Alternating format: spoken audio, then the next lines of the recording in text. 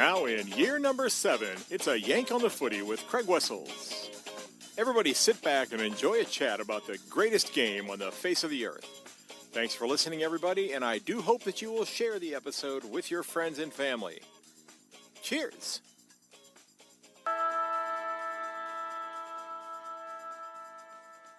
Hi, everybody. Craig Wessels here from our Yank on the Footy, and welcome to episode 400. It's actually about 460, but 400 for our purposes here. And we're going to be getting into our tips for round 17. And yes, again this week, I am joined by my mate, Mick Aussie. My schedule is freed up a little bit due to unforeseen circumstances, which will be discussed during the course of the episode.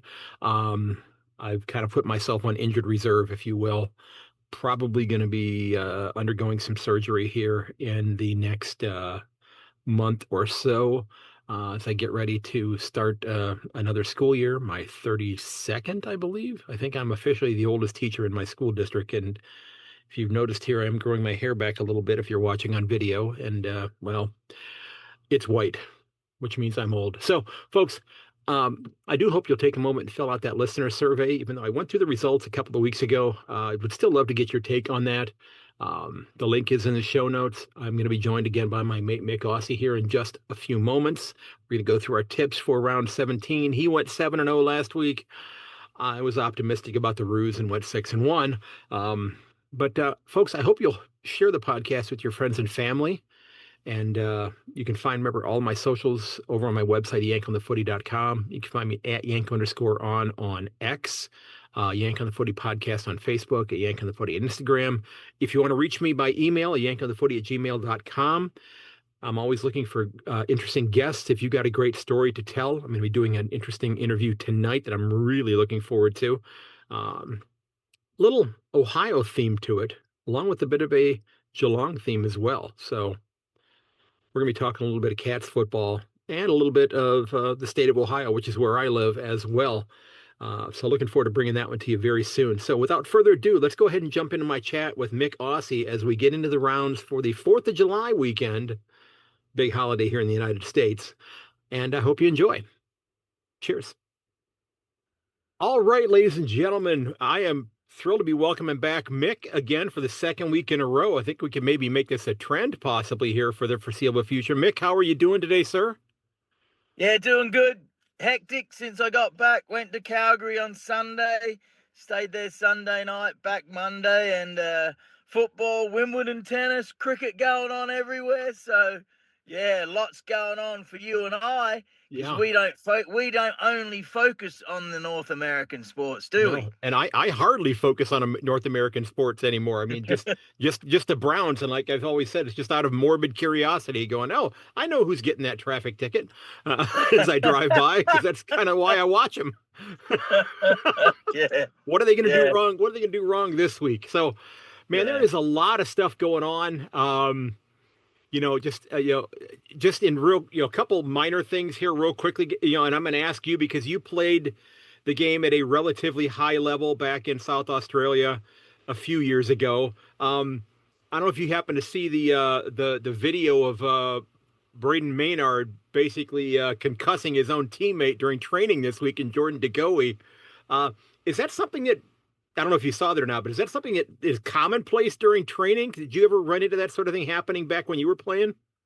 I did see that video, and maybe he'll knock some sense into Jordan DeGoey. No, he's been good since he got arrested in that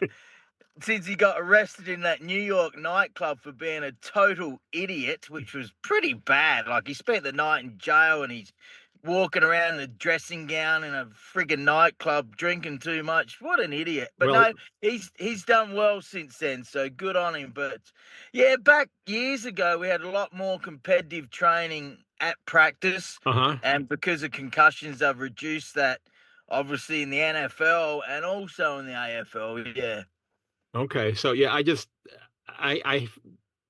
have a funny feeling that, that Craig McRae is going to kind of tell Maynard, back off a little bit at practice here. We know you have a tendency of knocking people, ass over apple cart, but this guy's wearing the same jumper that you are. So take it easy on him a little bit there. And it kind of dovetails into, the guy that should not have been allowed to play in that final after getting Brayshaw. Angus Brayshaw, yeah, you're right. Yep. Yep. So yeah, that's certainly debate in terms of whether or not he should have played in the grand final. Yep. No No. debate in my eyes. He was guilty. That was Yeah. That shouldn't have been. He shouldn't have been allowed to play. Now, I'm gonna have you reach to the back seat there and get your conspiracy theorist aluminum foil hat and put it on here real quickly. If he played for any club other than Collingwood, do you think he would have been suspended for that game? I think I'm losing you again there. I wouldn't go that far. Okay. I wouldn't go that far, but they're a big club with a lot of influence, aren't they? Yeah. So was the Tom Lynch suspension, looking at it from the Goldilocks and the Three Bears standpoint, was it too little, was it too much, or was it just right? I think about right, yeah. I mean, years ago it would have been 3 games probably. So yeah, they're making an example, but not a fan of Tom Lynch. That's a few occasions now he's lost the plot. Very good player when not injured. Let him sit for a while, but apparently didn't do too much wrong other than good defending work, annoying someone. Yeah. Lynch. I'm surprised that some team didn't pick up Lynch at the start of the year. Like he's one of the only really good players left at Richmond, and someone like, let's say Collingwood, you thought they might have grabbed him just for 1 year, right? Yeah, they that could have been a good help for them, and I know that they're still talking about bringing him back again next year, but who knows? He may find a home somewhere where that somebody needs themselves a key forward that can consistently kick goals if they're healthy. It may not have to be the main guy. Yeah, he might have 1 year left, but I'm glad he won't be at the Crows, because we have some good forwards now. Yes, you do. Now, we've been talking a little bit off air, and we've traded a few messages, and we're going to kind of deviate from footy here for a second to talk a little bit about cricket here in North America, because there's a lot of head scratching going on right now between both Canadian cricket and the USA Cricket Club. And I know you've got some really great insight into what's going on in Canada. And Peter Della Penna, who I had on the podcast recently, who covers cricket here in the US, has done phenomenal work covering the game here, as you have up in Canada. Yeah, well, first of all, quickly on the US, Peter, he does go hardcore, and lots of great stories, great/bad stories. But years ago, something similar happened where they replaced the whole board or most of the board in USA, because ICC, the International Cricket Council, were very upset. They replaced the whole board, and now the new board in there still doing the same corrupt stuff. So trouble down there in US, and of course Canada. Wow. Well, when I started Edmonton Cricket TV 2.5 years ago, Philip Hicks, the owner, founder that pays me and gets involved as well, he said, we're going to be 90% positive, but we're going to call out the Edmonton and District Cricket League when they need to be called out. / bad balls, pitches not good, all this sort of stuff. So I have been. The players love me. They love what we do, but I call them out when needed to, in fairness. It was part of my gig that I took on. Well, in March this year, the Calgary Police laid charges against 2 people from their committee. The main guy was Salman Khan, who then ended up on the Alberta Cricket Board. And 2 weeks before he was arrested in Calgary, the charges laid, he became CEO of Cricket Canada on a very well-paid job. So it looks like there's a lot of them involved, but he will be back in court in February for misappropriating, well, they say $200,000, but it's actually quite a bit more. So, yes, it's terrible. And obviously Philip Hicks and a few other people in Canada have done podcasts, lots of reports. We need to get rid of the whole committee in Cricket Canada and some of the other boards around Canada as well. It's horrible. The players are annoyed. The players are pissed off. with the corruption.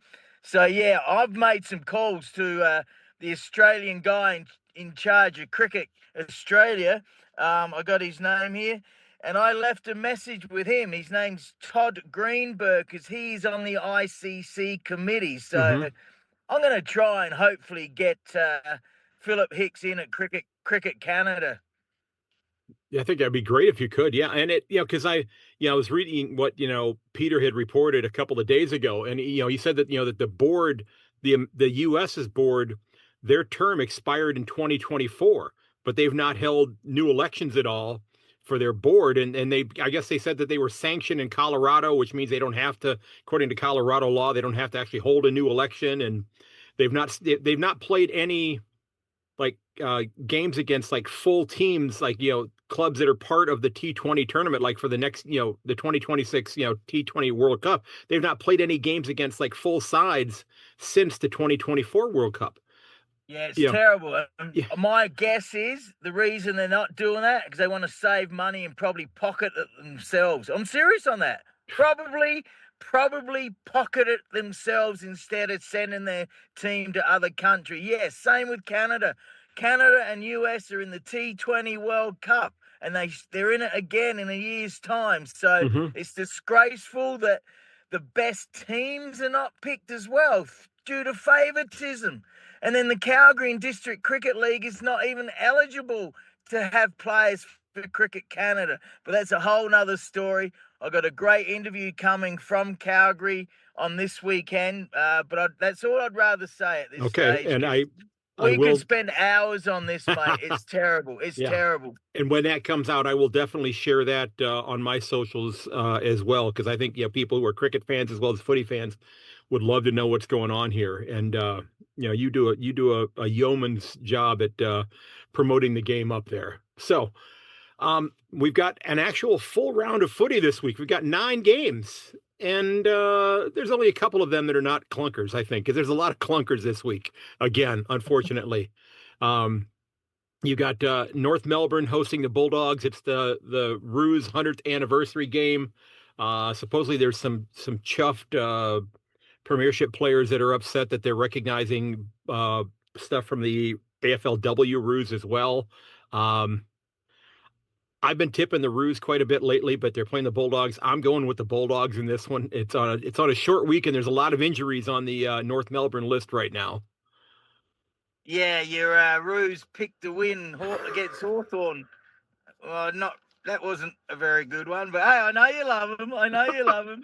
Hey. Back to that 100 years. Malcolm Blight, who was voted the second best player of all time for the Roos, behind Wayne Carey. He co-hosts the Sports Day SD, the podcast I first listen to every morning.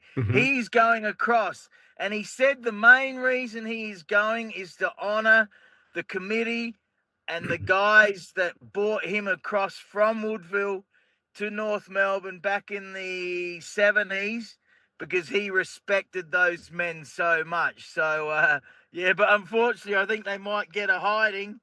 Yeah, I think they will. 42.5 point underdog. Yeah, they might get within that, but definitely the Dogs. And you're right. Last week, I put a 16 moneyline multi on the Friday and actually went 7-0. So normally I do a few bets tomorrow. Well, I just put a 19 moneyline multi. That's win.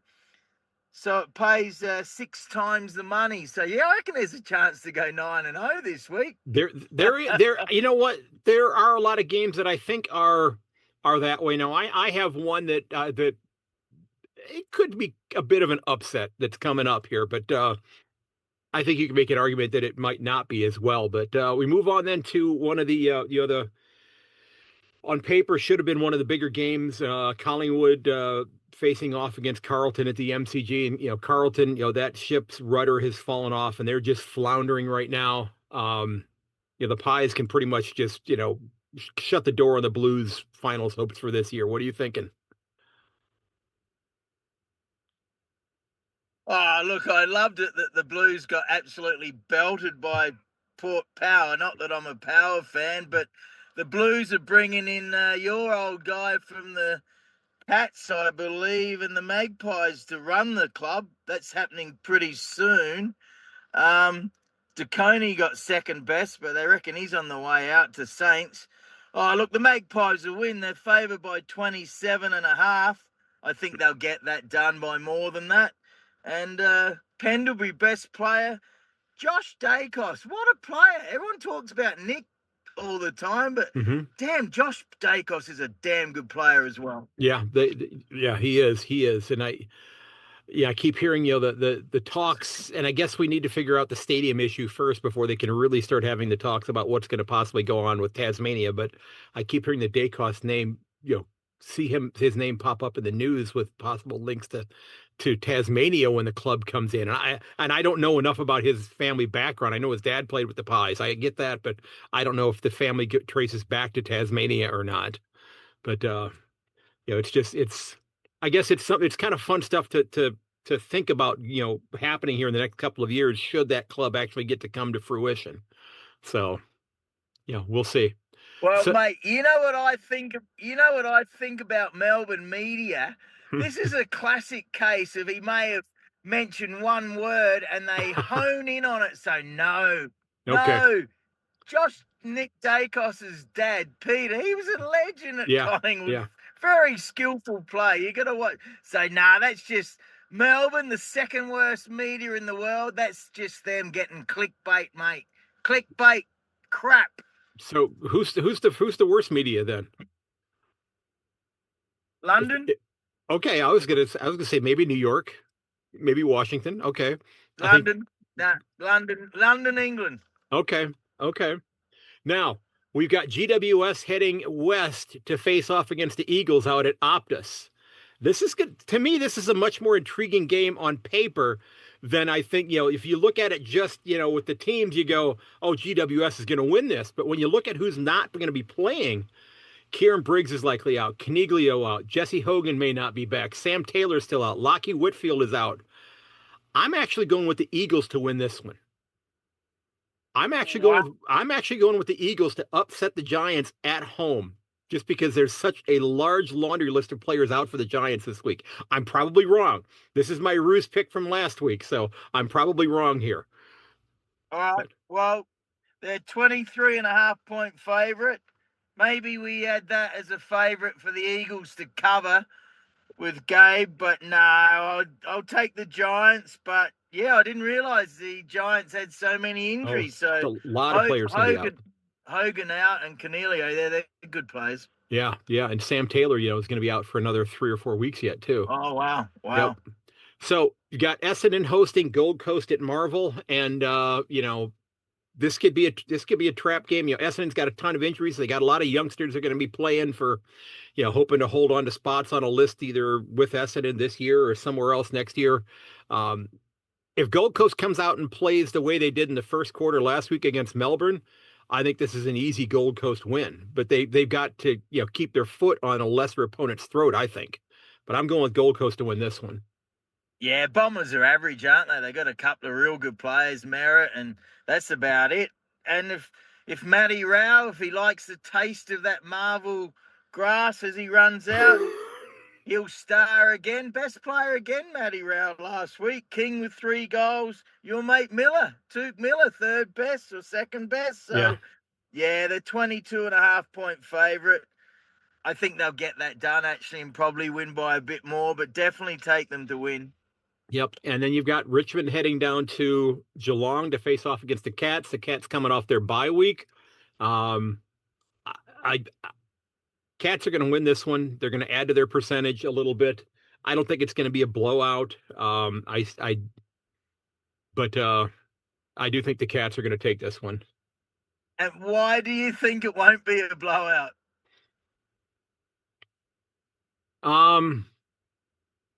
Okay, it's going to be a blowout.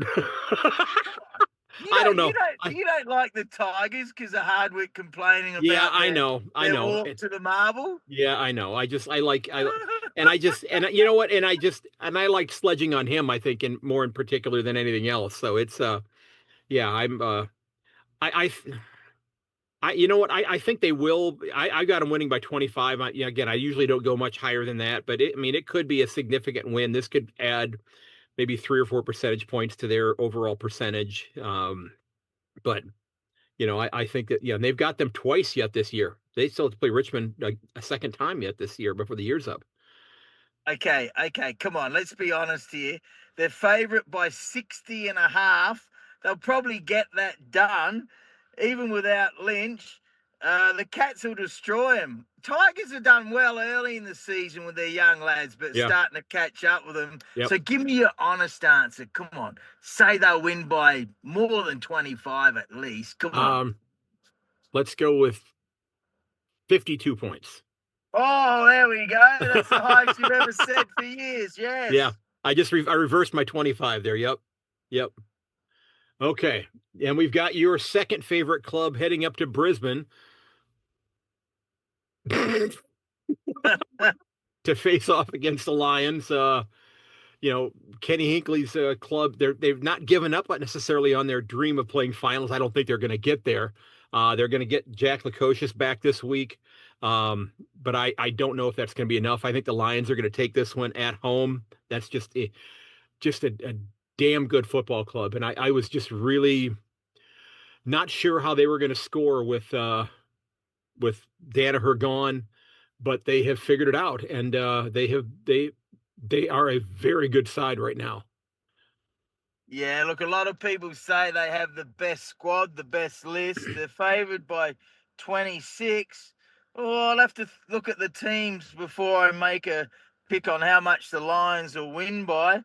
Yeah. Georgiada's 5 goals. He's had a nice year. Rioli, 3 goals. And, of course, Rosie and Butters and Bergman in their best players. Bergman re-signed for 2 years. Your old mate, Radagulir's come good.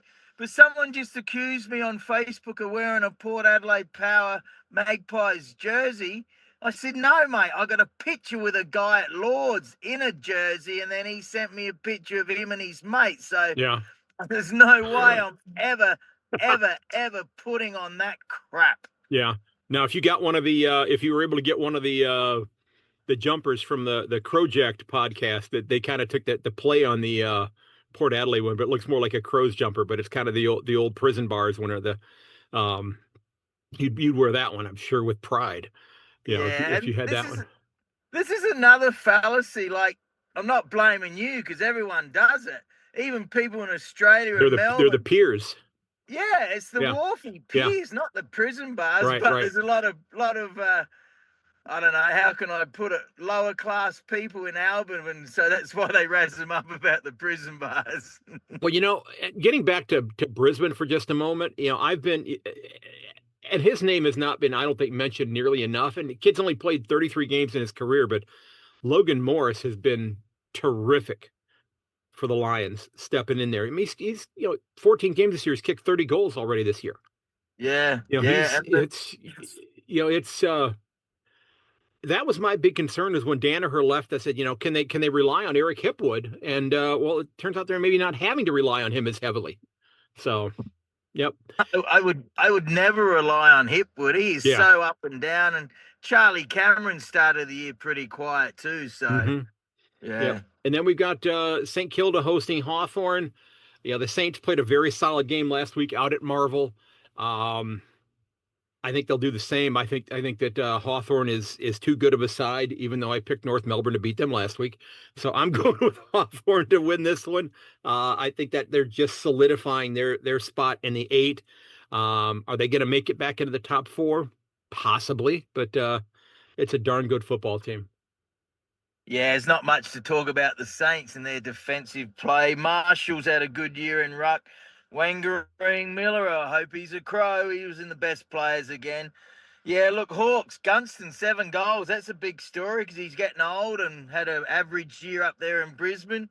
Chol, I like him. Chol's kicked 5 and Watson 3.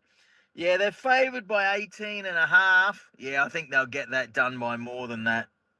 Yeah, and then we've got, to me, this is the most intriguing game of the weekend. Sydney going out to play Fremantle. Sydney's getting healthy.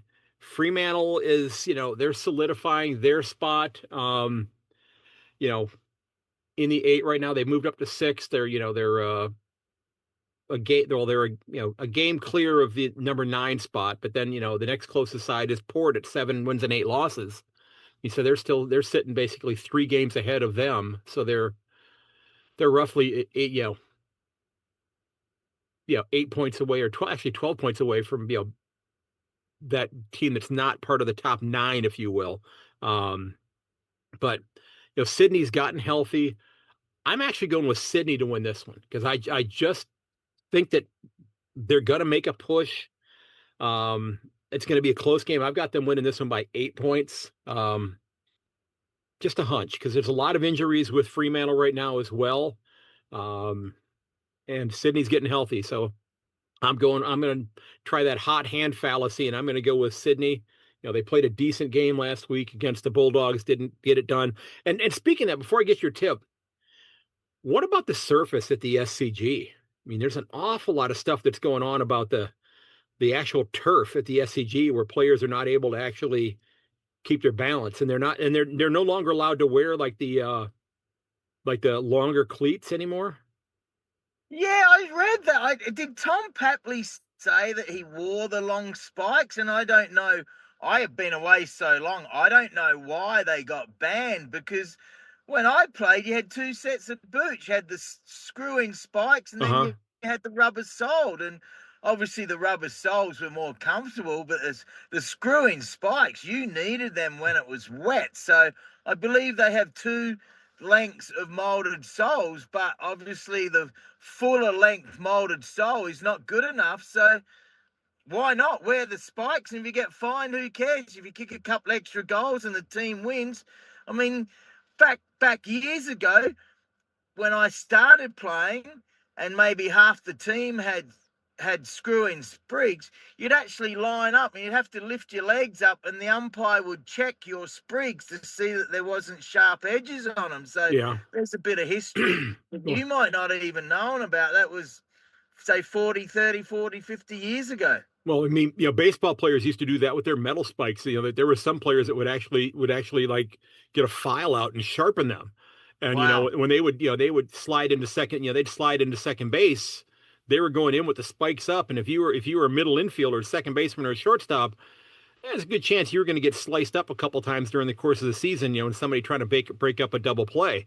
Wow. But they've kind of put the kibosh on that now. But it just looked like they were really having a tough time, and I know that GWS is kind of poking fun at them and basically saying, hey, we're going to be out of town this, some of these weeks if you want to use our stadium instead of yours, since your turf's not in good shape.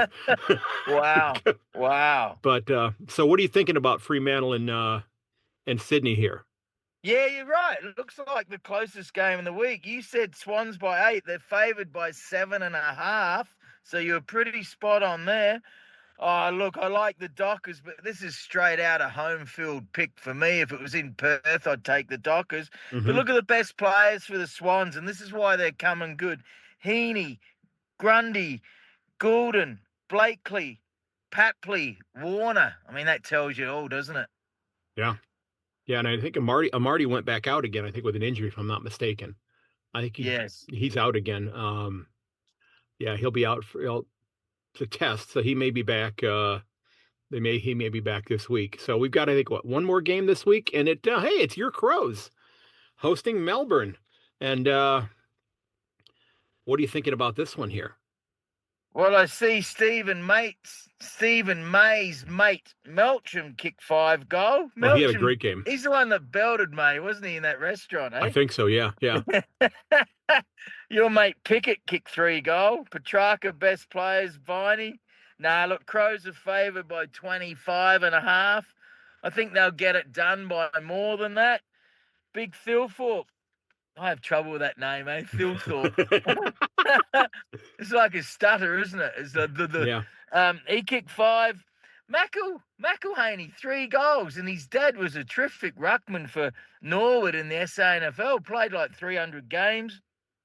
Dan Curtin, they're all talking about him. That was his best game. He's big. He's 6'3", runs, got a lot of fitness. And the guys in Perth were upset when Crows drafted him because they wanted him to stay in Perth. So big future for Dan Curtin after not playing that many games in his first year.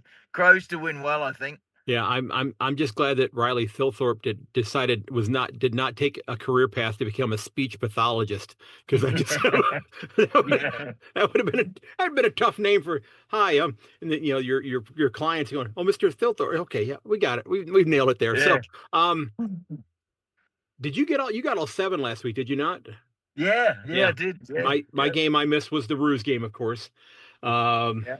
I just, it was my way of saying, yeah, I'm going to hold out hope that they go ahead and still, figure out a way to get, find their way into that 8, because I think I was definitely a year earlier. One thing we didn't mention, and actually 2 things, I want to go back to. First of all, Dom Sheed, retired this week from the Eagles, so he stepped away from the club. He's just been, I think he's played 24 games in the last 3 seasons, but he's going to long be known for that kick in the 2018 grand final. Yeah. I saw Mason Cox post something online about that. And the other thing, I sent you the link to that article about about what could be, the soccer, that Shannon Gill wrote over on the Roar about, the possibly expanding the AFL to get footy more exciting again, and doing more things like the state of origin and other types of contests and such. And Simon Goodwin said, that they needed to create more success in the industry there. And there was a quote there where it said, we'd rather finish last and second. I don't know. I don't know about that, because I gotta tell you, even though Sydney's gotten thumped in a couple of most recent grand finals, there's 16 other clubs that would have been more than happy to trade places with them to have the option to be playing in the grand final. Yeah, that's absolute crap. I mean, think of the members that go every week. What would you rather see? Your team win 10 of their home games and lose, say, 2, Yeah. and finish in the top 8? Of course you would. So that. Whoever wrote that's just bullshit, because it's an achievement to make the 8. It's a definite achievement to make the grand final, even if you lose. Right. Yeah, it hurts like hell as a player and a fan. So, yeah, that's an absolute rubbish. And I did read that article. And, yeah, it was right. I mean, the VFL and the SANFL, we would have a pre-season competition called the Escort Cup. And Woodville won it one year, their first, it wasn't a full premiership, but their first premiership of any sort. So, yes, kind of, but then the money involved these days and the bosses of each club protecting their player, that's why I'm not a fan of this state of origin, because it can easily become like a friggin' NHL or NBA All-Star game where they don't even try. That's the danger. If it works and every player is totally committed, fantastic. Yeah. But the other thing is, when the 2 Adelaide teams came in and the Perth teams came in, well, you already have that state rivalry. So the South Australia versus Victoria rivalry, it'll never be like it was back in the 90s when it was brilliant. It was absolutely brilliant. So, if they do the state of origin correctly at the right time of the year and all the players buy in, yes. But I don't see that happening. But they're talking Western Australia and Victoria at the start of the year next year. So maybe. Yeah, I worry about it becoming something like they did, what was it, 6 or 7 years ago with the AFL X, where they had they were playing on they were playing basically on like a soccer field, and then they had if you got beyond 50, it was like a 10-point goal and this sort of thing. And it's just, it becomes, like you mentioned, the NHL and the NBA All-Star game, where they even like the NFL Pro Bowl, where just it's just it's a waste of time. Name people to the name people saying that they were the best players in the league. The Pro Bowl thing, yeah, sure, it's the players I'm sure love getting together and hanging out for the week and being able to spend a week with one another and having fun and such. But the product that's on the field, as you said, is crap. Okay, and it's Major League All-Star game is a little bit different. But the NBA All-Star game, they don't play defense anymore. They've looked at creative ways in terms of trying to make that more interesting by, having players drafting their teams from the players that were named to the All-Star list and such. Yeah, I get it. And I'm actually working on something right now that I'm going to hopefully get done in the next week or so. Because there's, the inevitability if, when Tasmania comes in as the 19th side, I'll be an old man by then, but they're once they get 19, they're going to want to go to 20. Okay. They're going to get back to an even number. So I'm working on putting together a proposal for what happens when they come with the 20th club. What do they do? How does it work out? Do they just have a 20 team ladder? Do they have 2 divisions? How do they make it work? How do you divide the team? So I'm working on creating something like that, which is going to ruffle some feathers for people who listen, because I'm going to take the 9 clubs in the Melbourne area, and I'm going to just rip them apart. They're not going to get to be in one division all on their own. They're going to have to go their separate ways and be possibly in a division with a club in a different state, in a different time zone, and they're just going to have to deal with it. So wow, you got a lot for me to unpack there. First of all, I'll start with this. I think it's terrible they're going to 19 teams. They're doing it for money. I would send St Kilda or North Melbourne to Tasmania, and I'm strong on that. Absolutely. Strong on that. 20 teams, no chance. 19, too many. 20, they'll do 20 for the TV rights because they get a 10th game every week. Right.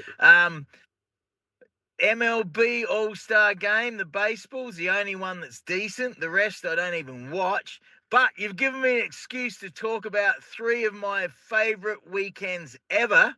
I got media passes on the sidelines of NFL Pro Bowl in Hawaii in the early 2000s, and they sent the top cheerleader from each team. And the night before, I was studying where they were from, what was their favourite sport. So that's some of my favourite ever times, interviewing the cheerleaders. I bet. And standing next to the players on the NFL Pro Bowl sidelines in Hawaii. Sorry, I had to mention that. Yeah, well, do you remember what do you remember more, the discussions with the cheerleaders or the players? Oh, mate, there's some really funny stuff if you want to go back and watch it. And I got caught in amongst them dancing. I'm interviewing the Denver Broncos cheerleader. Oh, she was absolutely stunning. And then I got caught in amongst them dancing. But remember standing next to Peyton Manning and watch Randy Moss go sprinting up the sidelines. I'm like, wow, how quick is he? So a lot of great memories. And then in the bar afterwards, met a few players, Jeff Garcia, Terrell Owens, Junior Sayer, the late Junior Sayer was there. So it was fantastic. Absolutely was. Outstanding. So before we wrap up here, sir, we need to talk about where people can find your work. So, and what have you got going on? All right, MyKAussie.tv, MyKAussie.tv. Lots of different sports columns there. Tomorrow night, Thursday nights at 11:30ish Eastern on Sports Grid TV, which is on Sirius XM channel 159, sportsgrid.tv, or watch it directly on Gabe's Twitter at Sports Rage. And of course, Edmonton Cricket TV got a couple of really good interviews coming there soon, and a lot of positive news, but we go hard as well when we need to call out the corruption and the disgrace that's going on here in Canada, and sometimes we talk about the US as well. Okay. Well, Mick, I want to thank you for taking time out of your morning here. I know you are just getting ready to head into work, and I'm just being a lazy bum and taking some time off right now before I get ready to go in and undergo the knife again, I believe, in the next few weeks. Just want to get this taken care of so I can actually walk without it feeling I don't have a knife stuck in my junk. To be completely honest with you. Yeah, that's the worry. Good luck with that, because that can be a bit scary at times. Yeah, I mean, I've been working through it all summer long, but I've been walking anywhere between 9 to 12 miles a day at work, and it's just gotten progressively more uncomfortable, and I just couldn't keep doing it. So I had to step away. I don't know if I'll be back before the year is up over at the park before, because I want to make sure I get things done before the school year starts, because that's my real job. So I'm hoping to get Of that done course. because we got announcing stuff that's going to be starting up in about 6 weeks. So hopefully I can get things situated. But Mick, as always, sir, it is wonderful to have you on, and I love chatting with you, and you are extraordinarily insightful. And I wish you a wonderful week, and hopefully all of your tips come true. And you're right, especially your Crows and your Port Adelaide Power there. I know you'd like just had to razz you about them, but yeah, for those of you who haven't, have not heard Mick often on here, maybe you didn't listen in the past. Mick is a diehard Adelaide Crows supporter, okay, and he loves sledging on the Power. So we didn't even mention his affectionate nickname that he has for them. He hasn't mentioned that in a while. I don't know if he wants to mention that one anymore or not, but we'll just let that linger unless he wants to do that. Yeah, no, look, when I was in Adelaide and the Power got admitted into the AFL, everyone thought it was going to be the Pirates, Port Adelaide Pirates, right? Uh-huh. And then it came out Port Adelaide Power, which is still the short for is PAPS, PAPS, the old pap smear. And Gabe has laughed about that for 22 years. But my friend Andrea, she's like, oh, Mick, it's a little bit insulting to women, but I don't think it is. It's just a test, right? That they have. I don't think it's I don't know. detrimental, but maybe I got to change a little bit too. Well, it's an affectionate nickname for a grandfather. It's the old pappy. There you go. It's my old grand pappy. So let's. Well, hey Mick. Yeah, it's funny, but I got to be careful. You don't want to. You don't want to be woke, but you got to be a bit careful these days. So Yep. I don't use it as often, but I still do say it. Why not? It's PAPS, PAPS. There you go. And it's not like you're actually smearing them at all, is it? Nah. Oh, on that, yeah. Well, hey, on that note, I think it's maybe time I shut the hell up for today. It was awesome. I definitely love smearing those Port Adelaide Magpies Power. So, have a great week, mate. All right, mate. Whoa, Cats and the Crows, like I said last week, chance for the grand final. It could be. Yep. All right, man. I'll talk to you soon. All right. Cheers. All right, see ya. All right, Mick. Hey, man, thanks for sitting down to chat again. I truly enjoy these discussions. You are a great deal of fun to talk with, and I know we have some laughs. And you are right. We do have to, being woke is not necessarily fun, but we do have to kind of walk that edge. And I probably walked past that here a little bit, so my humble apologies about that. But folks, remember, you can find everything about the podcast over at my website, ayankonthefooty.com. I do hope you'll get subscribed. I do hope that you'll, if you enjoy the podcast, that you'll leave a review. Tell your friends about it. Send them a link. Send them a link to that ayankonthefooty.com. I'd love for you to do that. That word of mouth is a great way to help grow the podcast. If you didn't get a chance to listen to that interview that I did recently with Peter Della Penna, I strongly encourage you to check that one out if you're at all interested in what's going on in the cricket world here in North America, and specifically in the United States, because he does a lot more with covering United States cricket. That was back in episode number 395, which came out back in early June, about 3 weeks ago.